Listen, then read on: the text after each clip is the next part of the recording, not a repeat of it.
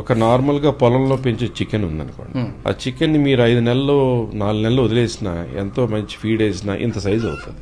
మా చిన్నప్పుడు అదే లెగ్ పీస్ ఇంత లావు ఉండి ఇంత పొడుగుండేది. ఇప్పుడు అదే లెగ్ పీస్ ఇంత లావు వచ్చి ఇంత ఉండేది. ఏం వేస్తే ఆ గ్రోత్ హార్మోన్స్ లాంటి ఏం వేస్తే అంత మస్కులర్ వచ్చేస్తుంది. అంటే రకరకాల చెడు, అది వెజిటేబుల్స్ లో ఇంజెక్ట్ చేసినవి అవ్వచ్చు, ఇవి నాన్ వెజ్ లో ఇంజెక్ట్ చేసిన అవి కుక్ చేసి ఆ విషయాన్ని మనం తింటుంటే ఆడపిల్లలకేమో పిసిఓడి, మీసాలు గడ్డాలు పెరుగుతాయి, లావ్ అయిపోవడం, ఇక్కడ నల్లగా రావడం, ఇక్కడ పిగ్మెంటేషన్ రావడం, మంత్లీ సైకిల్స్ సరిగ్గా రాకపోవడం, పిల్లలు పుట్టడానికి ఇబ్బంది పడి క్యాన్సర్లు పెరిగిపోవడం, మగవాళ్ళకేమో తొందరగా బట్టతల్లు వచ్చేయడం, లేదా రగ్గడ్ స్కిన్స్ రావడం, లేదా థైరాయిడ్ రావడం. ఇవన్నీ ఈ తొరుగు జనరేషన్ లేని ఈ జనరేషన్ లో ఏం మార్పు వచ్చింది అంటే ఈ fast foods, junk foods revolution నడుస్తుంది. ఆ ముందు ఫ్రిడ్జ్ లో ఎన్ని రోజుల నుంచి పెట్టారో, ముందు రోజు ఒక డిష్ లా కుక్ చేసి నెక్స్ట్ డే ఫ్రై చేసి మనకి ఇస్తున్నాడా, ఏమీ తెలియట్లేదు.